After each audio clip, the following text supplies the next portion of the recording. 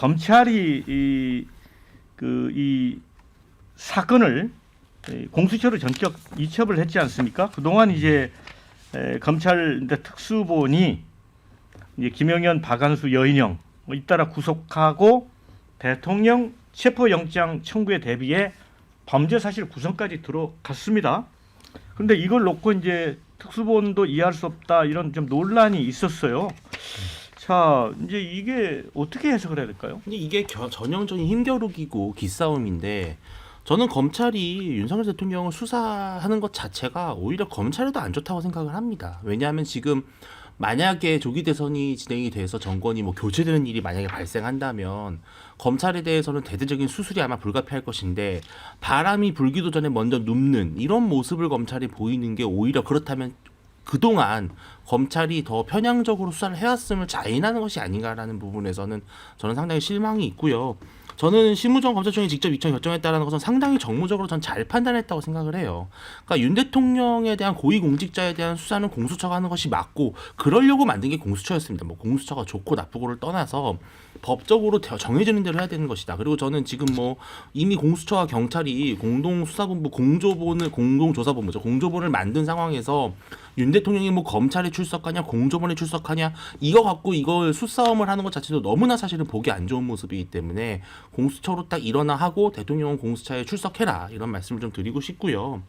저는 윤통이 윤 대통령이 이런 식으로 수사에 불응하거나 혹은 이제 오늘 오후 2시에 뭐 서울고검 앞에서 기자회견을 이제 윤 대통령 변호인 측이 한다는데 뭐 대통령의 비상계엄 선포는 사법심사의 대상이 될 수 없다든지 아니면 애초에 폭동이 아니었기 내란이 아니라든지 이런 주장을 할 것이라면은 스스로 무덤을 파는 것이다. 왜냐하면 비상계엄이 왜 그럼 사법심사 대상이 되지 않고 왜 본인은 이것을 비상계엄 선포할 만한 전시와 사변에 준한 사퇴현지를 설명하면 되는 거예요. 아니면 두 번째로 폭동이 아니었다면은 애초에 국회의원들을 체포할 의지와 의도가 없었음을 입증하는 물증이나 당시 정황을 설명하면 됩니다. 근데 이러한 소명을 하지 않고 계속해서 이건 대상이 아니다, 그럴 권한이 없다, 뭐 가처분을 신청하겠다, 아니면 헌재에 권한쟁의 심판 청구를 하겠다, 이런 자꾸 뭐랄까요, 꼼수를 두면 안 된다. 그러면 오히려 윤 대통령에 대한 탄핵 심판의 시계는 더 빨라질 것이다. 이런 말씀을 드리고 싶습니다. 네, 자 설주현 변호사. 네. 근데 이제 석동현 변호사가 이제